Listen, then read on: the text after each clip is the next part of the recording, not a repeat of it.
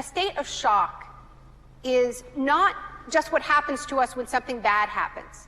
It's what happens to us when we lose our narrative, when we lose our story, when we become disoriented. What keeps us oriented and alert and out of shock is our history. So a period of crisis like the one we're in is a very good time to think about history, to think about continuities, to think about roots. It's a good time to place ourselves in the longer human story of struggle.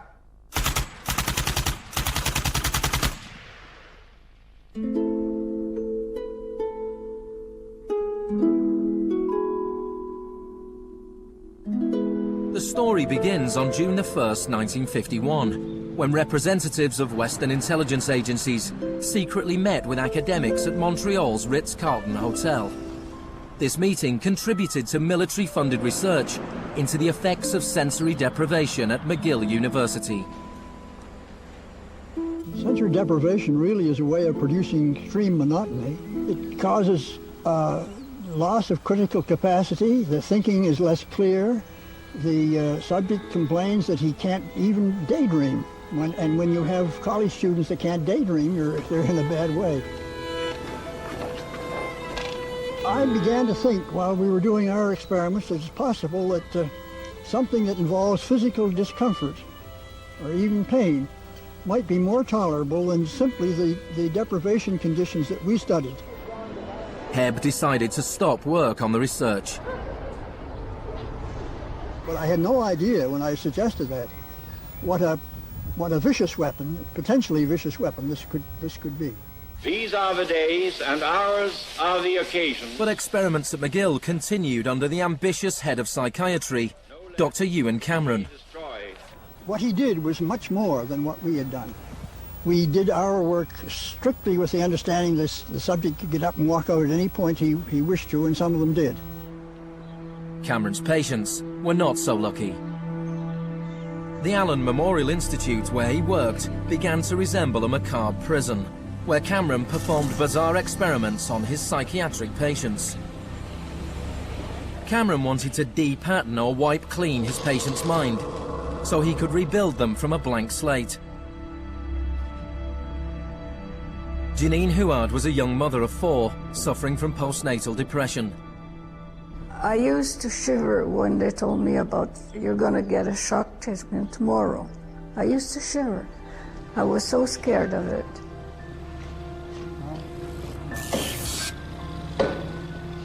And I would wake up in another room, all mixed up and sad, and it used to make me very sad after. You're just like a zombie walking around. Cameron combined shock therapy with sleep therapy and the repeated playing of taped messages. It says, Janine, Janine, you are running away from your responsibility. You don't want to take care of your husband and children. All the time, the same thing. It sounds like you were being interrogated. Yes, interrogation, but for what purpose? It wasn't long before the CIA put Cameron's research into practice. Many of his techniques appear in the agency's Kubark Counterintelligence Interrogation Manual. These words are from the manual. It's a fundamental hypothesis of this handbook that these techniques are in essence methods of inducing regression of the personality.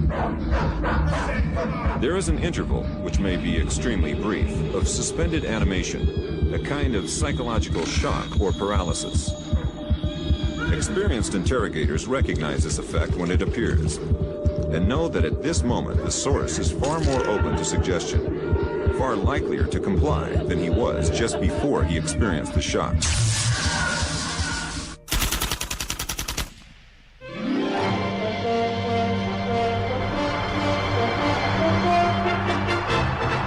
At the same time as Ewan Cameron was conducting his experiments in Montreal, an exponent of another kind of shock was working not so far away.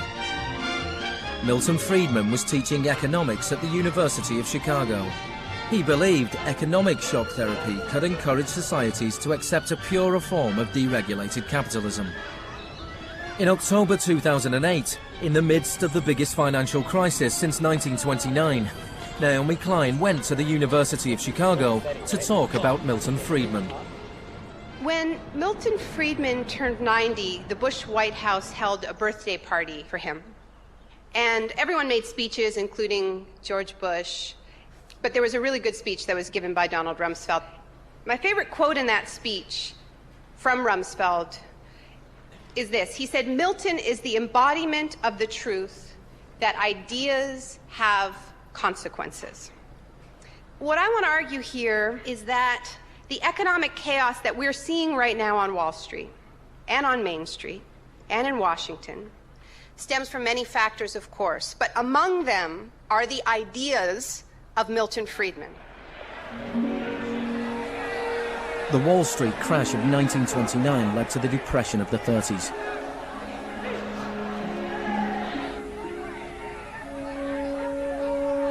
Central to Friedman's thesis was his opposition to the New Deal, announced by President Franklin Roosevelt in his inaugural speech. Our greatest primary task is to put people to work. This is no unsolvable problem if we face it wisely and courageously. Let me assert my firm belief that the only thing we have to fear is fear itself. Influenced by the economist John Maynard Keynes, Roosevelt started a program of public employment to get people back to work. Today, depression is a fading memory. Millions of men and women have found employment, and with it, confidence and hope. It wasn't that simple. The Depression lasted into World War II. But after the war, the Marshall Plan spread Keynes's model of government regulation and intervention to Europe.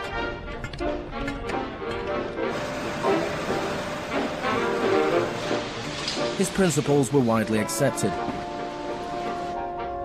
but not in the economics department of the University of Chicago. Milton Friedman from this university waged a war against the New Deal. Friedman was a member of a group called the Montpellier Society, led by the Austrian economist Friedrich von Hayek. They believed that if governments stopped providing services and stopped regulating markets, the economy would correct itself. In the 50s, they were seen as cranks, but over the last 30 years, their ideas have become the dominant economic doctrine. The thesis of the shock doctrine is that we've been sold a fairy tale about how these radical policies have swept the globe.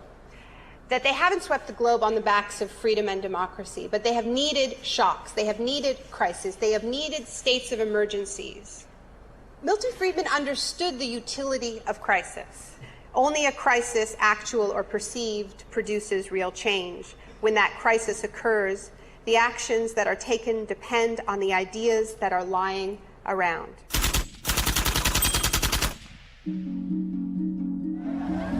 It was in Chile that Friedman's disciples first learned how to exploit a large-scale shock or crisis. Usually the official storytellers of neoliberalism, the official publicists, don't even mention Chile. They start the story with Thatcher and Reagan because it's much more flattering that way. In the 50s and 60s, Chile's progressive developmental policies were a beacon in the region. The government invested in health, education and industry. American corporations were worried their investments would suffer. In response, the US State Department began sponsoring students from Chile and the rest of South America to study free market economics with Milton Friedman. The University of Chicago had a joint arrangement with the Catholic University of Chile, under which a great many Chilean students came to the University of Chicago, were trained by us and received PhDs. These students went back and taught in Chile. The Catholic University Economics Department in Santiago became a little Chicago school. Arnold Harberger, the economist in charge of the program, described himself as a seriously dedicated missionary. In 1970, Salvador Allende's Popular Unity government won the election on a platform of nationalization of large sectors of the economy. Chile's phone company was majority owned by the US corporation ITT. It spearheaded attempts to stop Allende becoming president. It had the support of Richard Nixon in the White House. I was not there, but I can tell you what we now know to be a fact. He ordered the CIA to prevent Allende from assuming the presidency. And indeed, they tried to get me to lean on the Chilean military right after Allende was elected. Despite the efforts of the CIA, Allende was sworn in as president.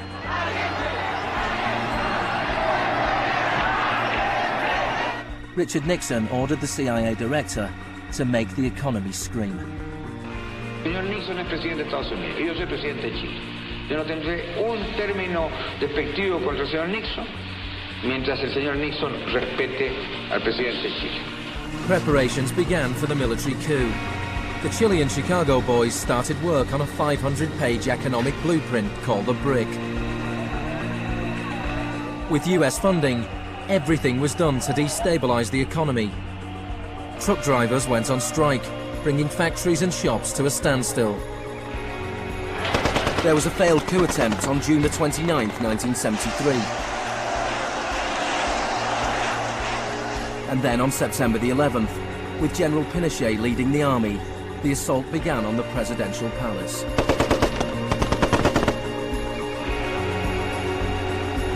Chile had enjoyed 41 years of uninterrupted, peaceful democratic rule. Now it was being violently overthrown.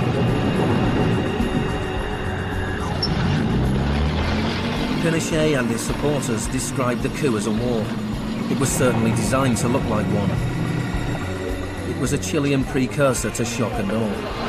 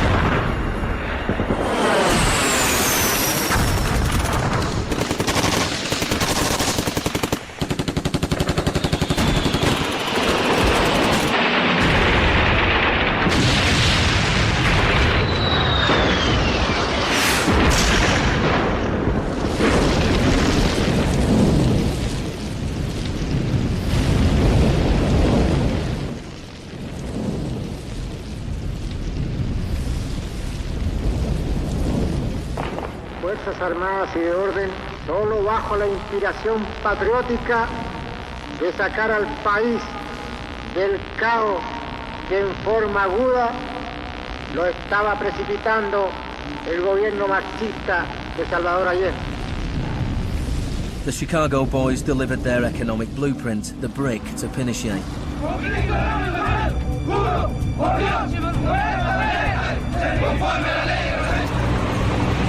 In the days that followed, more than 13,000 opponents were arrested and imprisoned.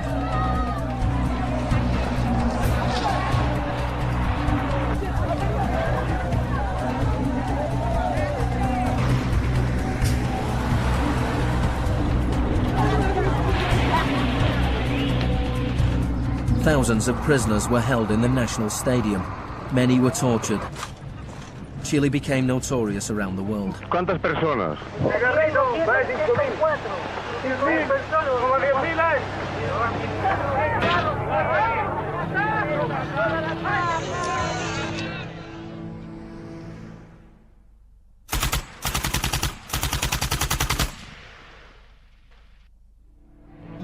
At the beginning of November, 5,000 prisoners were released. The 900 they left behind were transferred to other detention centres.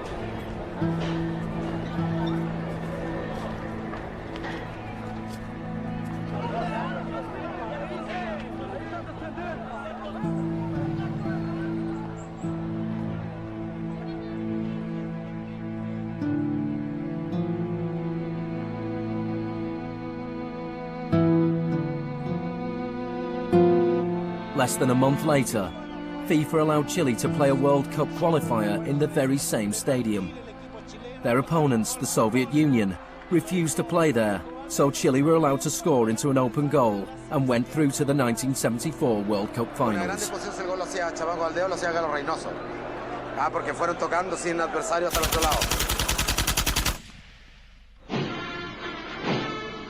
With the population in shock, Pinochet imposed the policies recommended by the Chicago Boys.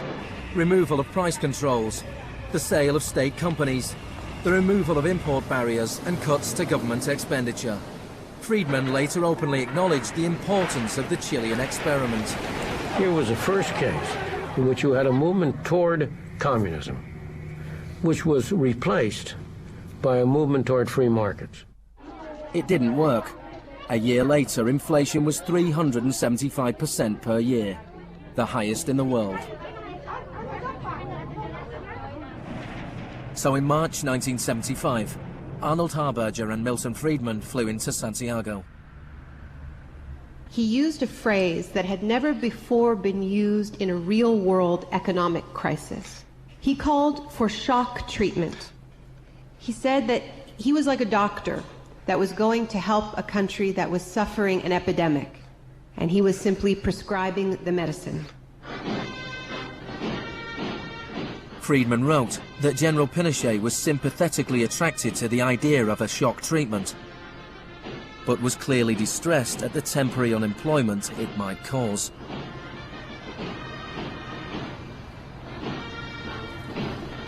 It rapidly became clear that Friedman's economic policies benefited the wealthy at the expense of the poor.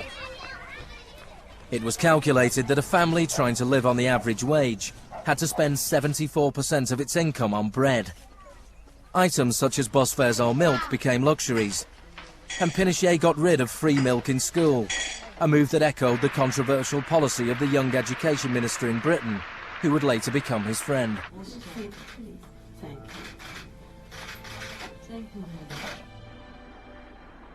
In order to enforce these economic policies, there had to be an enemy to fear. Tampoco creo yo que se haya triunfado totalmente sobre el marxismo. El marxismo es como un fantasma. Cuesta mucho tomarlo. Mejor dicho, no se puede tomar.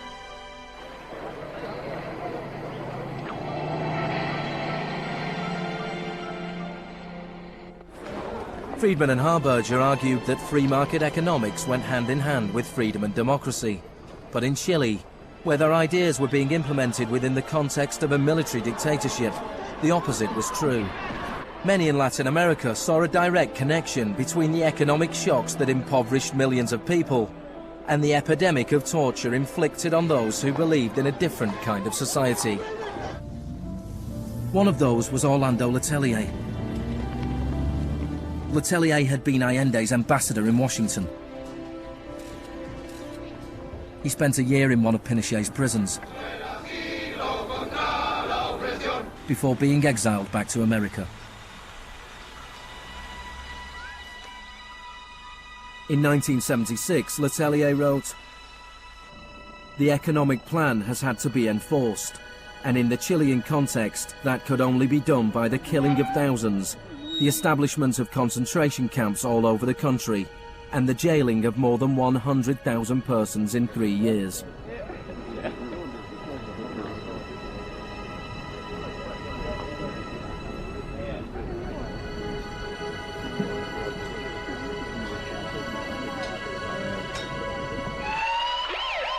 Less than a month later, Letelier was killed by a car bomb.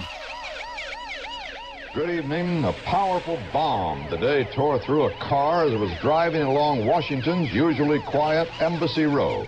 The Chilean was Orlando Letelier, who also had been foreign minister during the last months of the late Salvador Allende's Marxist regime. Richard Roth reports. Michael Townley, a member of Pinochet's secret police, was behind the bombing. He'd entered the US on a false passport with the knowledge of the CIA. Michael, buenas noches. Buenas noches, Pablo. La opinión del Poder Judicial chileno, ¿hay confianza en él?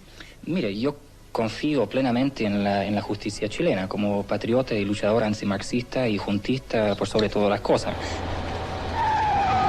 Despite his confidence, Townley was extradited to the US and convicted of Letelier's murder. Pinochet ruled Chile as a military dictator for 17 years, but in a frank interview, Harberger remained in denial. You cannot have a repressive government for long within a genuinely free economic system.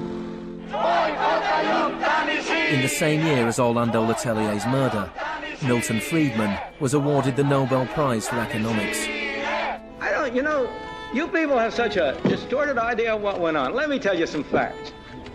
Number one, I was offered 2 honorary degrees by universities in Chile before I went down. I refused to take them because those universities were being supported in part by public funds, and I did not want to appear in any way to provide any support to the political system in Chile. I'm not a representative of Chile. I'm not an advisor to Chile. I have no commitments to the government of Chile.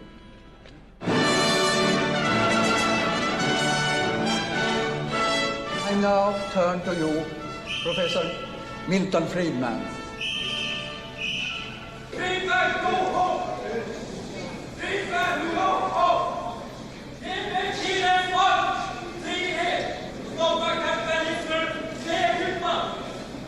I am very sorry for this incident. It could have been worse.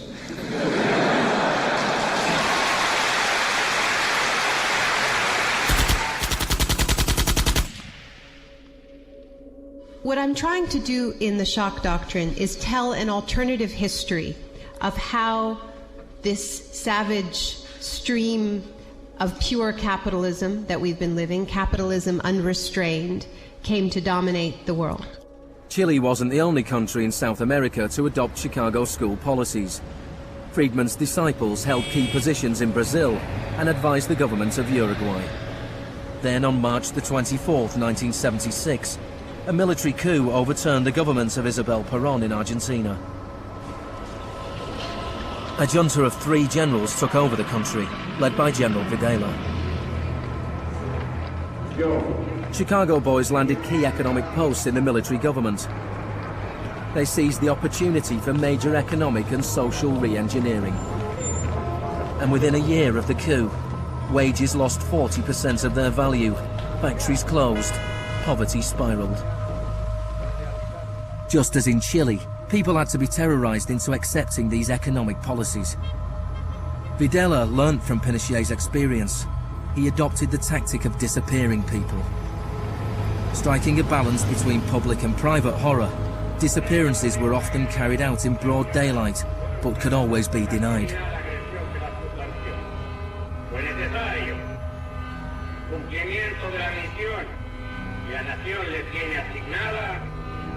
Articular la defensa de la sociedad argentina.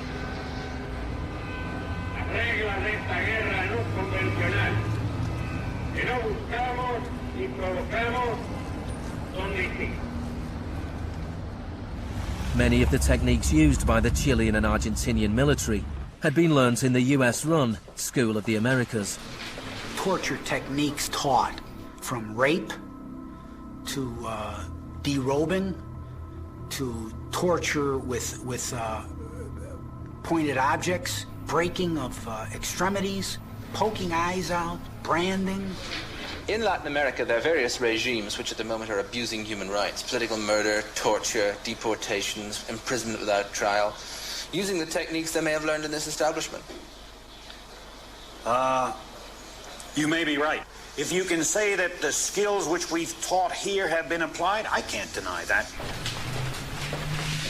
The use of torture of a known enemy soldier to gain some kind of military advantage, I think is justifiable and smart. To go beyond that, to use torture techniques merely to intimidate people is completely wrong, unethical and immoral. But in Argentina and Chile, these techniques were not used just on soldiers or terrorists. They were used on students and union members. They were used on anyone who opposed the free market economic policies of the regime.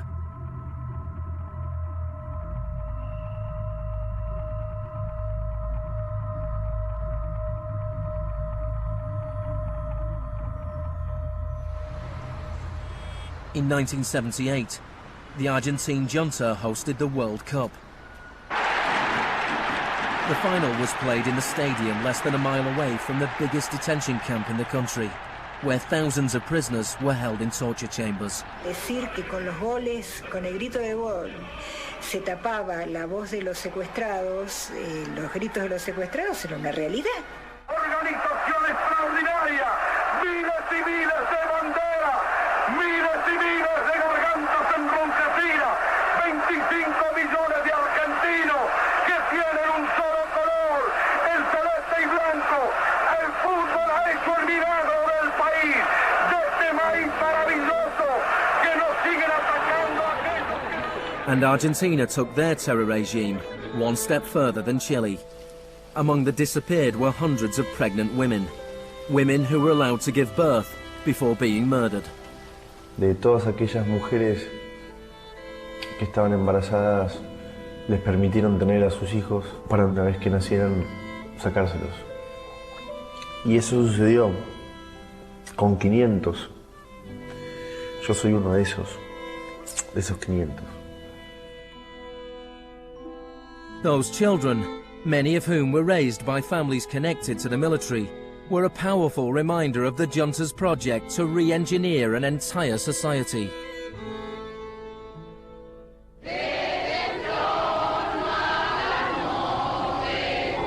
While the junta was still in power, a group of mothers and grandmothers of the disappeared started to protest in the Plaza de Mayo.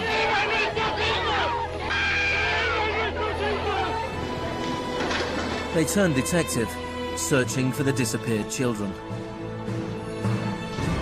After the junta collapsed, some were found and reunited with their families. Occasionally they found remains. Mostly they found nothing.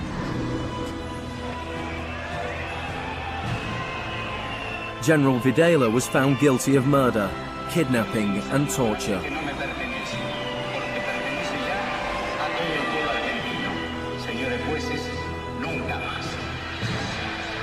He was sentenced to life in prison.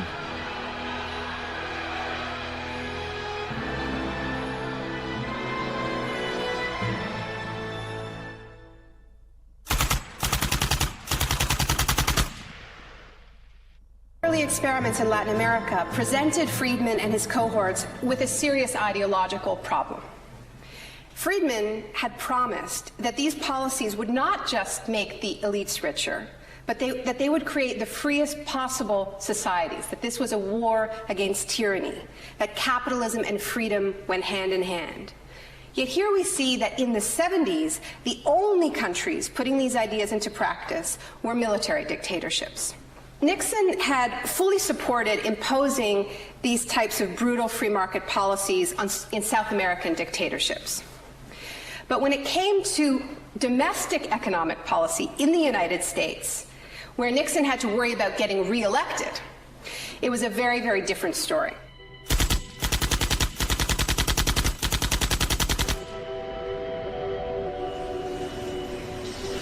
Friedman enjoyed a friendly relationship with Nixon. Several of his Chicago school colleagues and disciples were recruited to work for the government. Donald Rumsfeld was one of them. So help me God. Congratulations. Thanks. But in 1971, with the economy in a slump, Nixon turned his back on Friedman's ideas and imposed a wage and price control policy. He put Rumsfeld in charge. Which is essentially a problem of supply and demand. I have for long been opposed to the wage and price control. I believe it involves government intervention with the freedom of individuals. I think it's intolerable. The Keynesian policy was a success, and Nixon won a second term with a landslide majority. It was a blow for Friedman. Then in 1979, Margaret Thatcher was elected Prime Minister of Britain.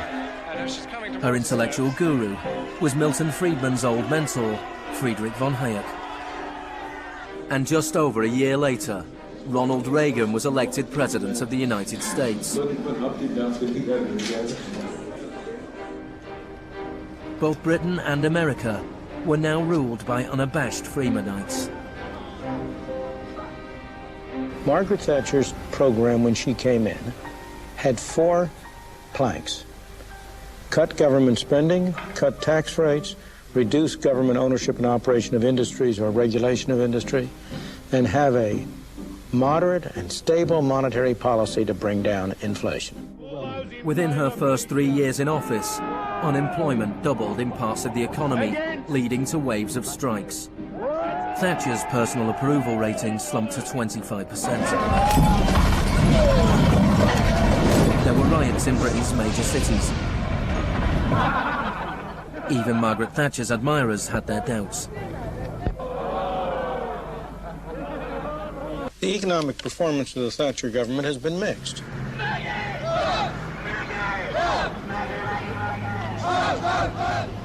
To those waiting with bated breath for that favorite media catchphrase, the U-turn, I have only one thing to say.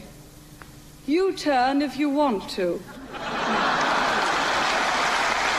The ladies not for turning. Friedrich von Hayek urged Thatcher to copy Pinochet's economic shock therapy policies. Thatcher replied, "In Britain, with our democratic institutions and with the need for a high degree of consent, some of the measures adopted in Chile are quite unacceptable." Thatcher's profound unpopularity seemed to be proving once again that free market fundamentalism was simply too unpopular, too directly harmful to too many people to survive in a democratic state where governing requires getting the consent of the governed, unlike a military dictatorship. What pulled Thatcher back from the abyss and ultimately saved the project was a crisis. Indeed, it was the ultimate crisis. It was a war. We are here because for the first time for many years, British sovereign territory has been invaded by a foreign power. The government has now decided that a large task force will sail as soon as all preparations are complete. HMS Invincible will be in the lead. Most people in Britain had never even heard of the Falklands. But when Argentina invaded the small group of islands thousands of miles away in the South Atlantic, Thatcher seized her opportunity to prove her credentials as the Iron Lady. Gentlemen, I've just heard that the white flag is flying over Stanley.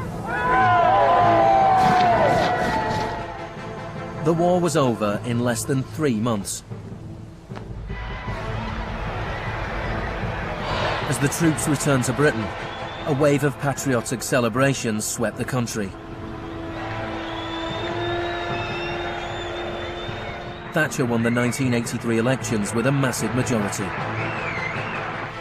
She could now push through a form of the economic shock therapy witnessed in Chile.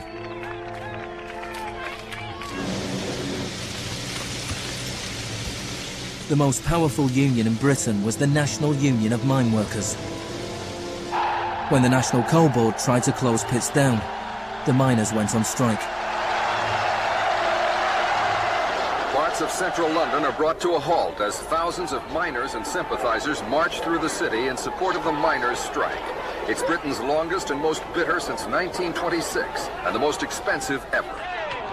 The strike lasted almost a year. Thatcher used every means at her disposal to destroy the union.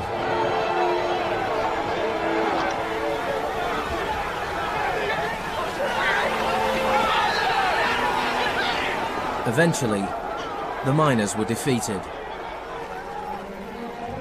Thatcher used this victory to bring the Chicago School Revolution to Britain. A series of glossy commercials promoted a massive program of privatizations. Thatcher sold off the steel industry, water, electricity, gas, telephones, airlines, oil. Public housing was sold off. Council services put out to tender. In 1986, financial and banking services were deregulated. It was called the Big Bang. No one here tonight needs reminding that the Big Bang is only a beginning. In Britain, before Thatcher, a CEO earned 10 times as much as the average worker. By 2007, they earned more than 100 times as much.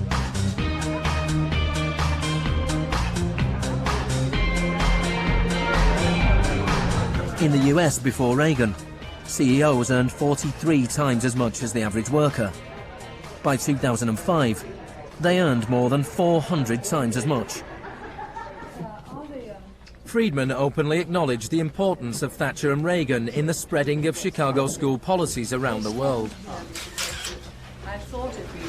The coincidence of Thatcher and Reagan having been in office at the same time was enormously important for the public acceptance worldwide of a different approach to economic and monetary policy. Thank you very much. What I'm describing now is a plan and a hope for the long term. The march of freedom and democracy, which will leave Marxism, Leninism on the ash heap of history as it has left other tyrannies which stifle the freedom and muzzle the self-expression of the people.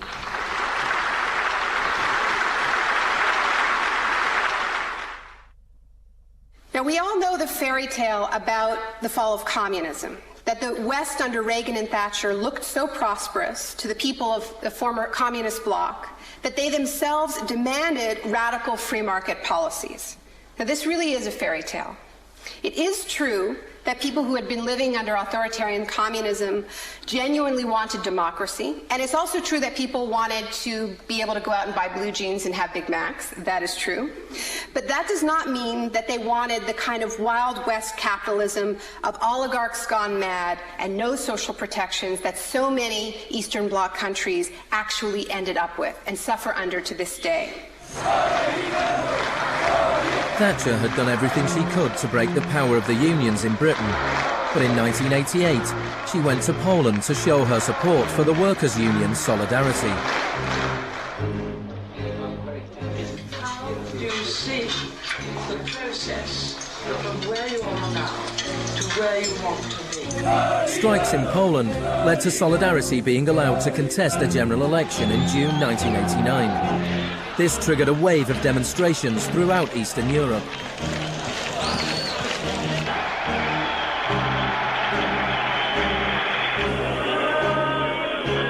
In the past, the Soviet Union had used military force to crush democratic movements. But the Soviet Union had a new type of leader, Mikhail Gorbachev, who was committed to glasnost and perestroika. He talked about a third way, a gradual transition to Scandinavian-style social democracy, something between free market capitalism and communism. Gorbachev charmed the public and politicians of the West. He's a bold, a determined and courageous leader. Gorbachev stood and watched as one by one the old communist regimes collapsed.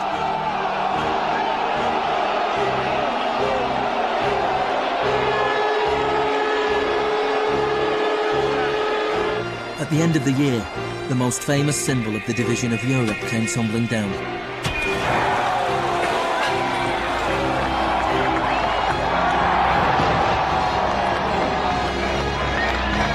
For Friedman and the Chicago boys, a whole new world opened up. In the Soviet Union, Gorbachev was hoping to gradually reform the Russian economy. In 1991, Gorbachev was invited to the G7 summit in London. He was hoping for financial support for his gradual economic reforms. Instead, he was told that unless he embraced radical shock therapy, there would be no aid at all. Thank you, Mr. President. That's not a little close. The next month, there was a coup attempt against him. A group of Communist Party hardliners placed Gorbachev under house arrest in his holiday home in the Crimea. Tanks surrounded the White House, the Russian parliament.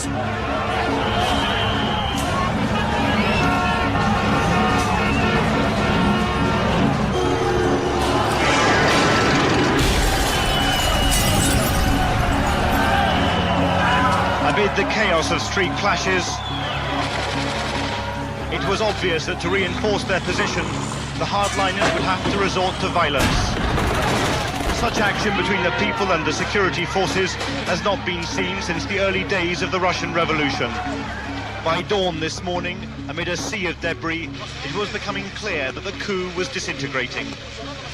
The Russian parliament building was unscathed, the military had not made their move. Inside, Boris Yeltsin was more powerful than ever.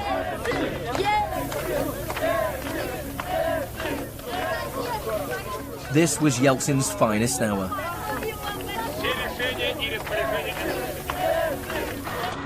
Gorbachev was released and he returned to Moscow, but he had lost much of his power. Я выражаю признательность за принципиальную позицию россиянам, президенту России Борису Николаевичу Ельцину. In December 1991, the Soviet Union was dissolved, a profound shock for the Russian people. Yeltsin was now in charge of economic policy for the Russian Federation. The free market came to Russia. There was chaos. The adoption of Chicago school policies in Russia marked the beginning of a new chapter in the free market crusade. It was all shock, no therapy.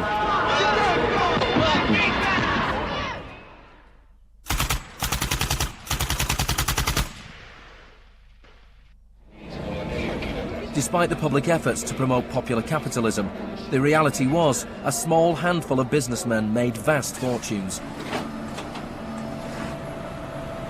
State industries were sold off at bargain basement prices.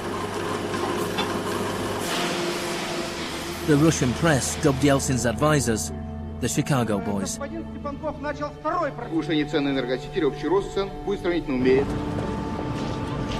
Yeltsin's shock therapy meant that in 1992, the average Russian consumed 40% less than in 1991.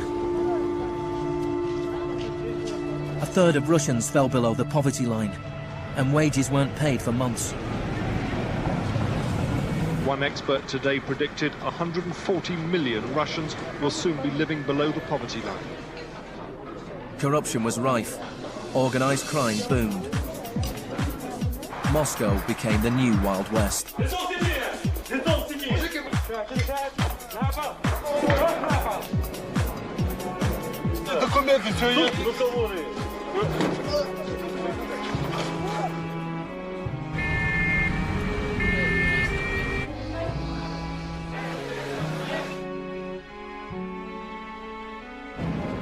The majority of Russians opposed the Chicago Boys' radical vision for their country.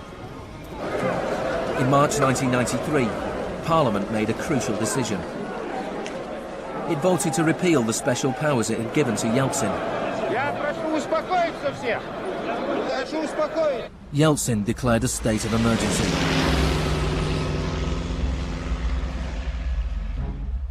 The Constitutional Court ruled that it was illegal.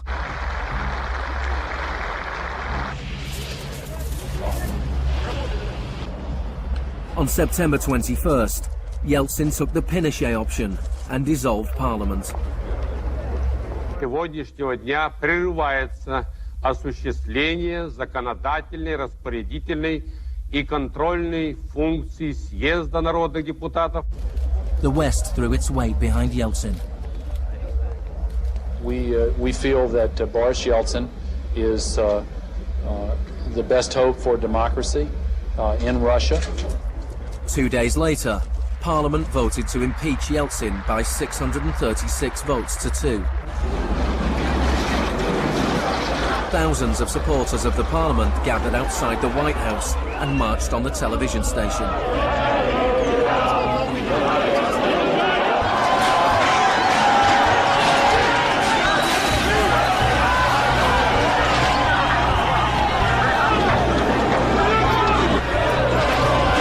It looked like the supporters of Parliament were winning.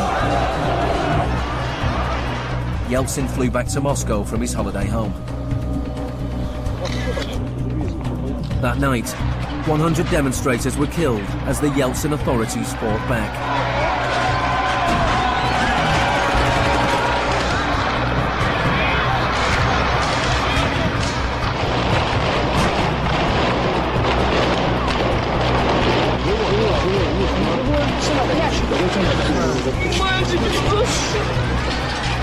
On the 4th of October, he ordered troops to storm the White House, shelling the very building he had defended 2 years earlier. Они убийцы, ты понимаешь или нет?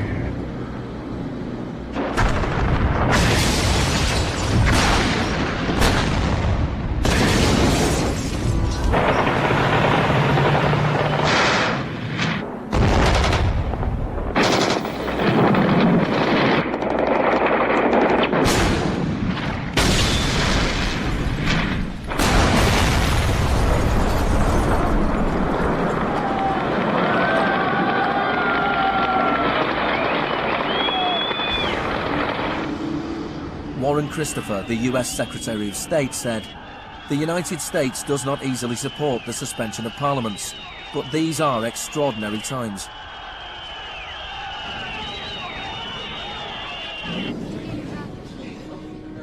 Yeltsin now had absolute power. With the advice of his Chicago boys, he ruled through a form of crony capitalism. Even more state industries were sold off, creating a new class of billionaire businessmen with huge political influence, the oligarchs. By 1998, 80% of Russian farms were bankrupt and 70,000 state factories were closed. In 8 years, the number of people living in poverty increased by 72 million. Meanwhile, Moscow would go on to have more billionaires than any other city in the world.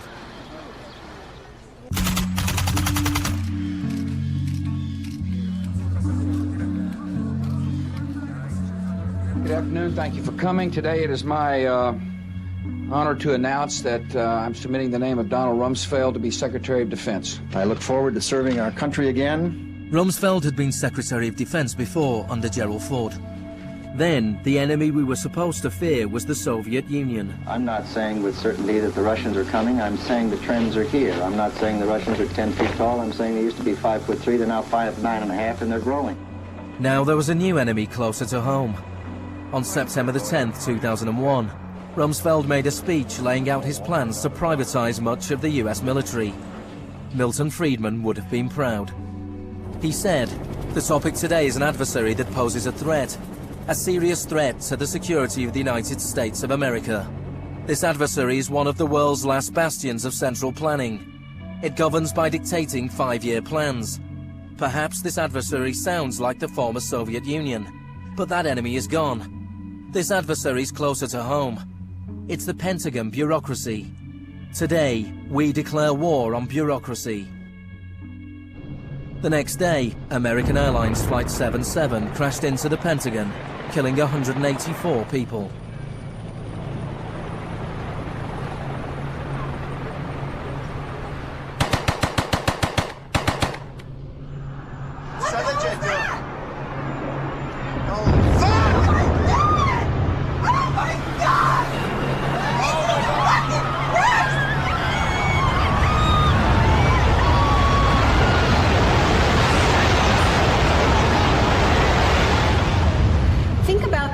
Feeling after those attacks. Who are these people? Where did they come from? Why do they hate us? There was a total loss of collective narrative. We were not living in the world that we thought we lived in. And we kept hearing from our political leaders that everything we thought we understood before the attacks no longer applied. There was a new phrase, pre-9/11 thinking. And what happened in that moment is that suddenly news stories sort of magically appeared. That we were in a clash of civilizations. That's the world that we suddenly lived in. That there was an axis of evil, and that we were fighting a war against terror.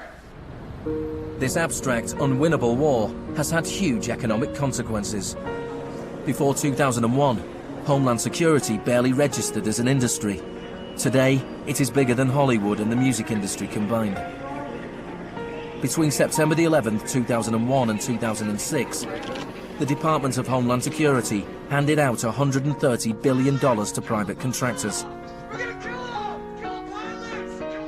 This is the disaster capitalism complex, a new economy built on fear. This will be a monumental struggle of good versus evil. The best defense against terror is a global offensive against terror, wherever it might be found. The first phase of this war was the bombing of Afghanistan.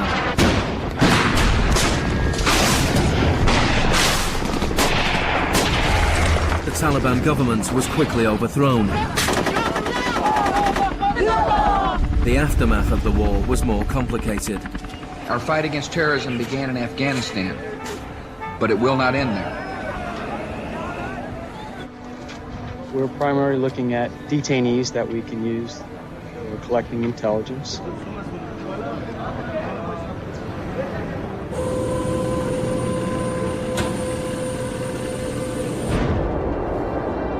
Guantanamo was the first time that the techniques of the Kubark Manual were explicitly and publicly being used by American forces, officially sanctioned in the White House and openly broadcast on television around the world. Isolation, both physical and psychological, must be maintained from the moment of apprehension. The capacity for resistance is diminished by disorientation. Prisoners should maintain silence at all times. They should never be allowed to speak to each other.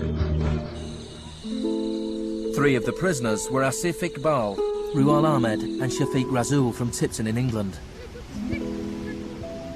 They spent more than 2 years in Guantanamo before being released without charge. Mentally, yeah, you couldn't speak to nobody, you couldn't do nothing, you couldn't stand up. And just sitting there, you'd be in your thoughts all the time thinking, what the hell's going on, where the hell am I? And we're going to be staying here for the rest of our lives, and we're going to be going back home. Will we ever see our family again?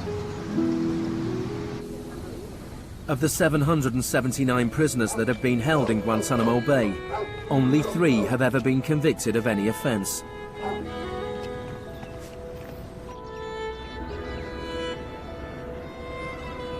Well, the only thing I know for certain is that these are bad people.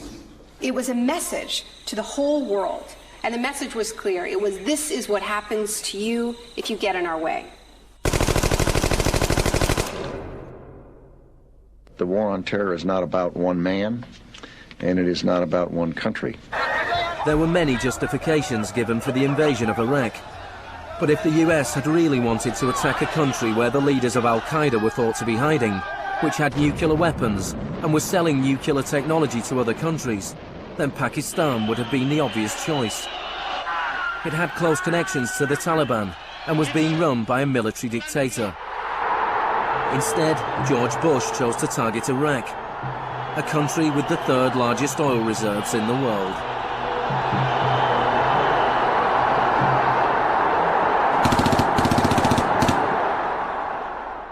Now, about the Defense Department's war plan. It is not like that for the Gulf War. It's more along the lines of the Panama invasion of 1989. CBS News has been told it would start on what's called A-Day. A as in airstrikes. Airstrikes so devastating, they would leave Saddam's soldiers unable or unwilling to fight. The idea is to rain down the thunder so hard as to create, quote, shock and awe. If the Pentagon sticks to its current war plan, one day in March, the Air Force and Navy will launch between 300 and 400 cruise missiles at targets in Iraq. More than were launched during the entire 40 days of the first Gulf War. The sheer size of this has never been seen before, never been contemplated before. Harlan Ullman is one of the authors of the shock and awe concept, which relies on large numbers of precision-guided weapons. So that you have this simultaneous effect, rather like the nuclear weapons at Hiroshima, not taking days or weeks, but in minutes.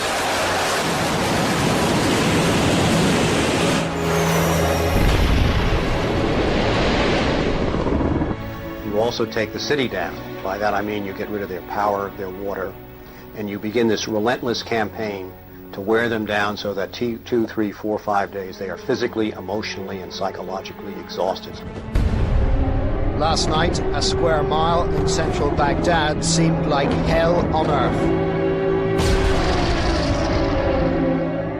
During the first wave of the bombing, the citizens of Baghdad suffered a version of the sensory deprivation described in the Kubark Manual. In the chaos that followed the overthrow of Saddam Hussein, the US did little to stop the looting. Some US officials even thought it gave them a head start on dismantling the Iraqi state. John Agresto, Director of Higher Education Reconstruction, said he saw the looting of schools as the opportunity for a clean start. In fact, before sanctions, Iraq had the best education system in the region. 89% of Iraqis were literate. By contrast, in New Mexico, John Agresto's home state, 46% of the population were functionally illiterate.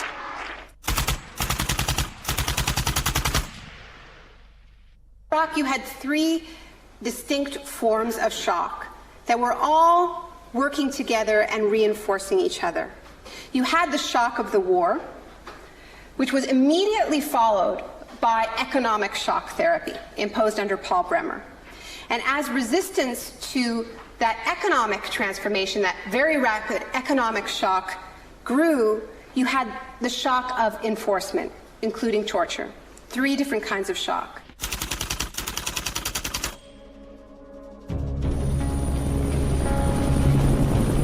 In May 2003, Paul Bremer was appointed US envoy to Iraq.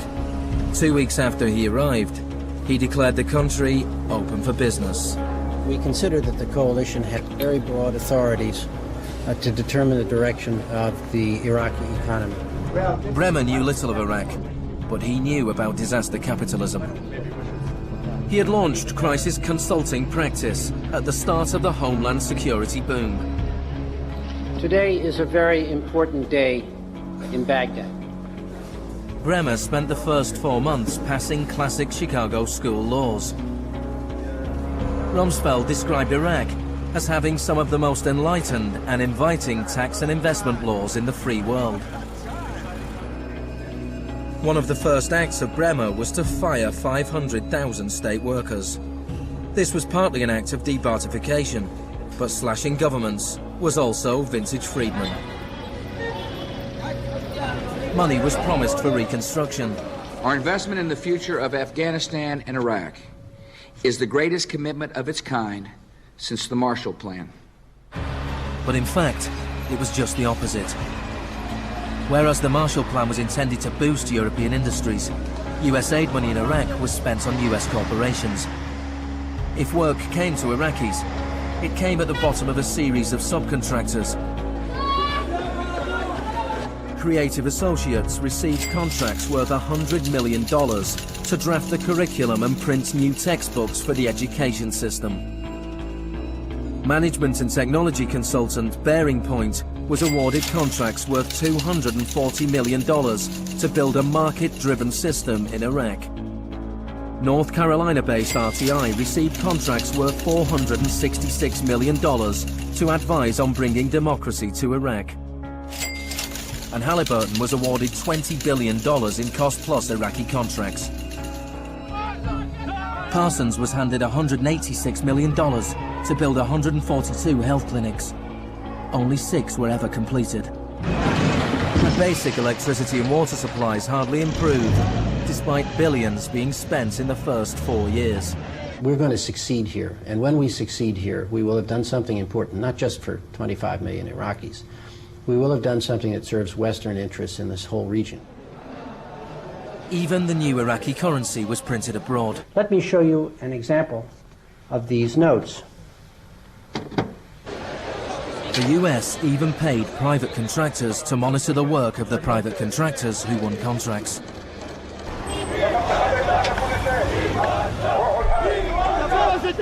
I was in Baghdad in 2004, and this is the period when bombs started to go off regularly in Baghdad. In fact, the night that I arrived, a bomb went off very near our hotel. But what was really striking to me in this period was that despite the violence and despite the chaos, the next day, Iraqis were out in the streets protesting. 19 killed and 100 injured in Najaf. And what they were demanding at this time was elections, the right to actually have a say in what the post-Saddam era would look like. Now, in the early days of the occupation, the protests were peaceful, but as time went on, and the protests didn't have an effect, more and more Iraqis joined the armed resistance.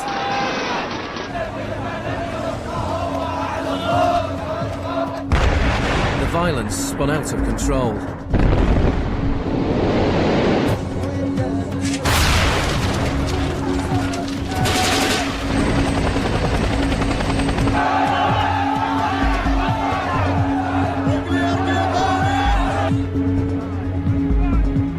As in South America 3 decades earlier, bodies were often dumped by the roadside as a warning to others. These were Iraq's disappeared.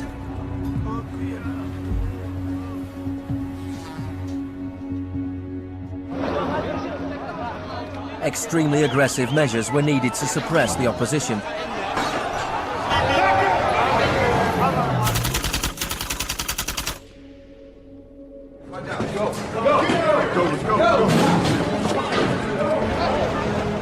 The first 3.5 years of the occupation, 61,500 Iraqis were captured. By spring 2007, 19,000 remained in custody. In prison, they were interrogated using techniques that could be traced to those devised by the CIA from Ewan Cameron's experiments in the 50s.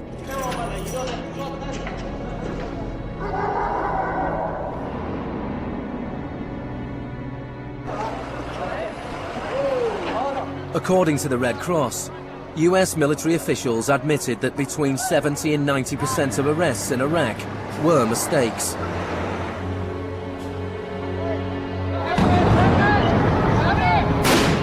The chaos in Iraq seems like a defeat for shock therapy. But in Iraq, disaster capitalism moved on. Now the disaster itself provided the opportunity for profit.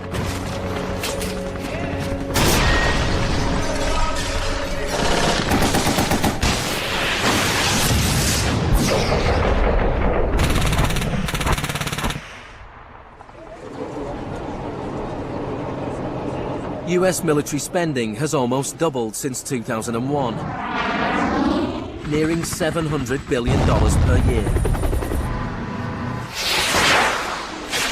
As long ago as 1961, President Eisenhower, not a noted liberal, warned of the danger of a too powerful military. Now this conjunction of an immense military establishment and a large arms industry is new in the American experience. We must guard against the acquisition of unwarranted influence, whether sought or unsought, by the military-industrial complex. We must never let the weight of this combination endanger our liberties or democratic processes. The war in Iraq is the most privatized war in modern history. The Green Zone in Baghdad is an extreme version of what is happening around the world. A privatized, secure world protected from the chaos outside.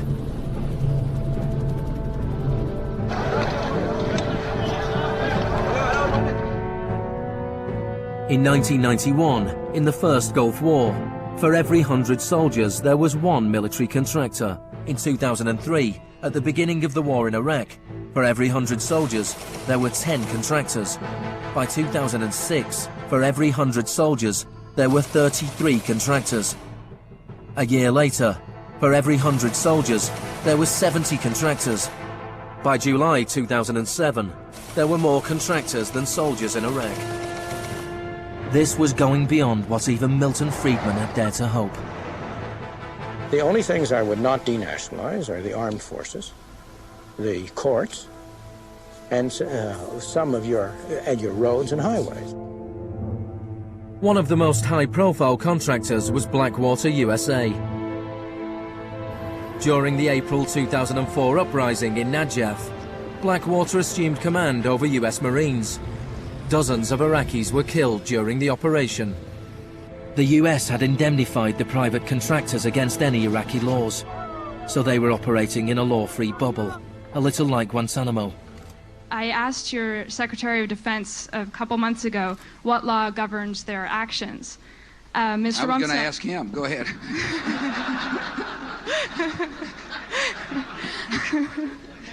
Help. Well, I was hoping...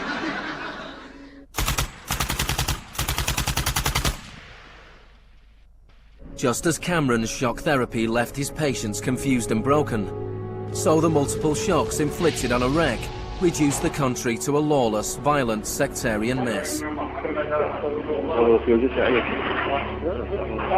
By the time of Saddam Hussein's execution in 2006, 1,000 Iraqis were being killed each week.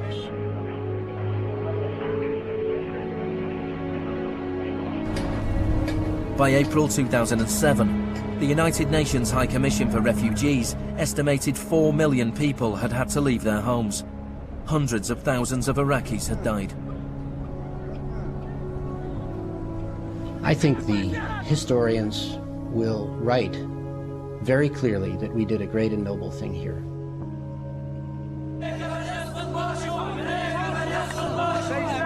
المسيرة بحد ذاتها هي ضد الإرهاب، ضد الإرهاب الأمريكي، لأن الأمريكان يقتلون النساء ويعتقلون النساء ويقتلون الأطفال ويهينون الشيوخ ويقتلون الشباب. أمريكا بحد ذاتها هي الإرهاب.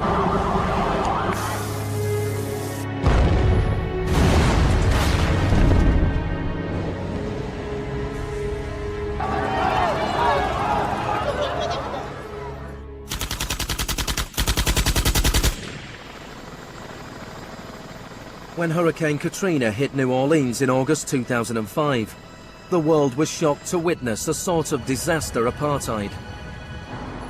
The economically secure drove out of town, while tens of thousands of the vulnerable were stranded with little or no help from the state. I went to New Orleans while the city was still underwater, and what I saw was that what I had witnessed in Iraq was repeating, not in the aftermath of a war, but in the aftermath of a tremendous natural disaster. Milton Friedman died in 2006. His very last piece of public policy recommendation was an op-ed he wrote for the Wall Street Journal 3 months after Katrina. He said, "Most New Orleans schools are in ruins, as are the homes of children who have attended them. The children are now scattered all over the country. This is a tragedy. It is also an opportunity to radically reform the education system." He was advocating the wholesale privatization of the school system of this city. It was his sort of swan song.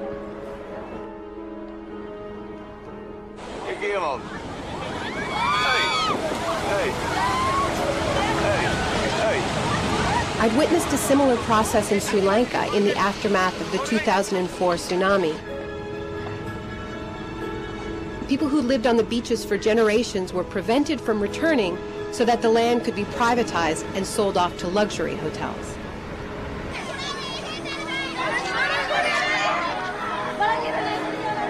And this is exactly what I mean by the shock doctrine, the systematic raiding of the public sphere in the aftermath of a disaster, when people are too focused on the emergency, on their daily concerns, to protect their interests.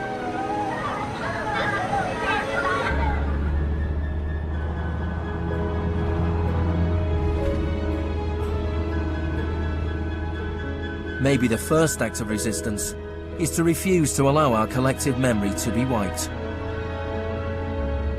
In 2008, Naomi Klein visited Villa Grimaldi with Isabel Morel, the widow of Orlando Letelier. Villa Grimaldi is a memorial to the cruelty of the Pinochet regime and to its eventual defeat. Villa Grimaldi fue el principal centro de tortura mientras se buscaba implementar la política de choque económico. Esta es la que tú señalas en el libro como las casas de uno por uno donde estaban los detenidos en Villa Grimaldi. It's not that I loved Pinochet, but I think that he was our teacher in many things. We learned about evil.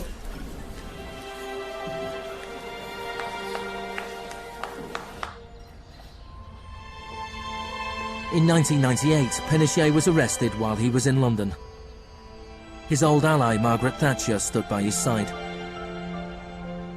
I know how much we owe to you.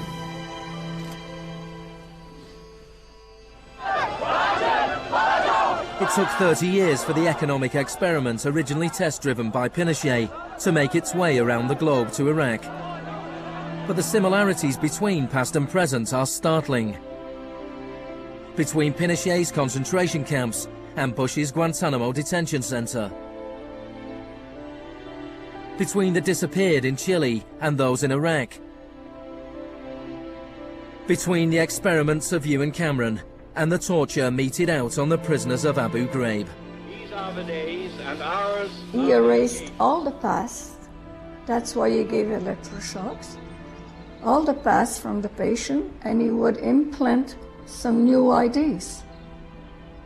But Janine resisted. In 1988, the CIA agreed to pay compensation to Janine and other victims of Ewan Cameron's experiments. Janine, are you proud that they tried to break you and that you have fought so hard and won? In a way I am.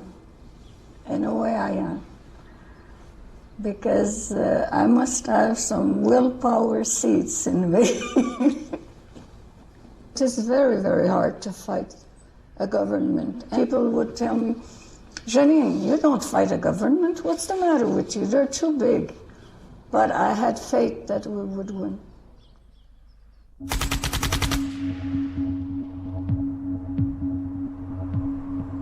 It is in the nature of unregulated markets to be volatile. Bubbles are allowed to inflate, and then, inevitably, they burst. Since the deregulation of the Big Bang in the 80s, there have been a number of market shocks. In 1987, there was Black Monday.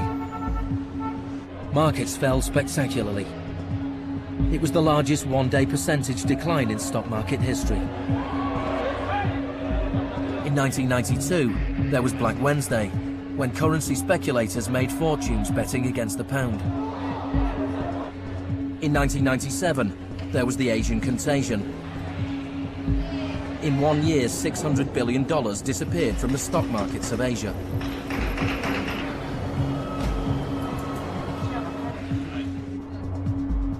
And then, in September 2008, the financial markets imploded. The market is not functioning properly. There has been a widespread loss of confidence.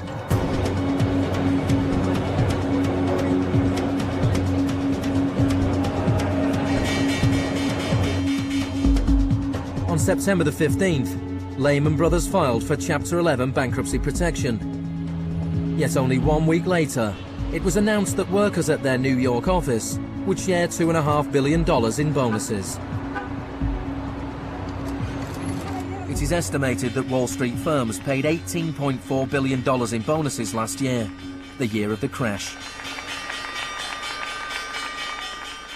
Despite the torrent of populist rhetoric about taking on the fat cats and standing up for the little guy and saving Main Street, not Wall Street, we are witnessing a transfer of wealth of unfathomable size. It is a transfer of wealth from public hands, from the hands of government, collected from regular people in the form of taxes, into the hands of the wealthiest corporations and individuals in the world. Needless to say, the very individuals and corporations that created this crisis. We are in the midst of a once-in-a-century credit tsunami. I found a flaw. I don't know how significant or permanent it is, but I've been very distressed by that fact. In the United States, it was the financial crisis that secured Obama's victory. Americans wanted to change course. Hello, Chicago!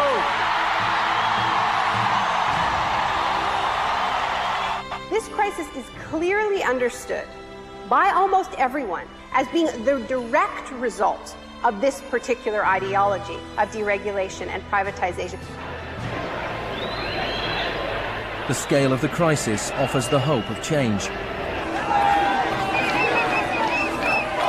The shock doctrine as a strategy relies on us not knowing about it for it to work. And what I find most hopeful about the current economic crisis is that this tactic is getting tired, because that element of surprise is no longer there. We're on to them, and it's not working. We're becoming shock resistant.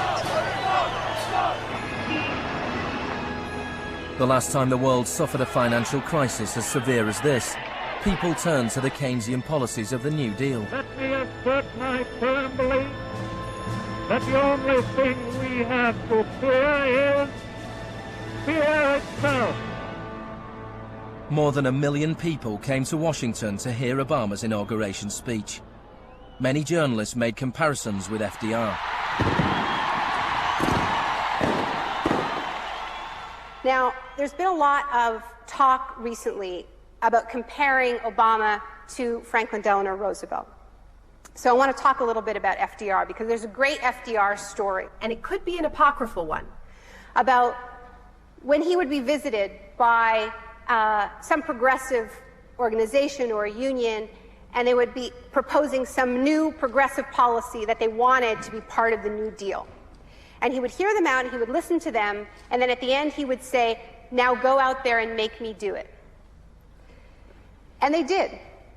In 1937, which was a pivotal year for the New Deal, do you know how many strikes there were in this country? 4,740 strikes, lasting an average of 20 days. Do you know how many strikes there were in 2007? 21. Now, the other reason to remember this history of struggle is that it tells us something very important, something that we need to remember at this moment when so much is at stake. It teaches us that if we want responses to this economic crisis that leave us with a world that is healthier, that is more just, that is more peaceful, we are going to have to go out there and make them do it. Thank you.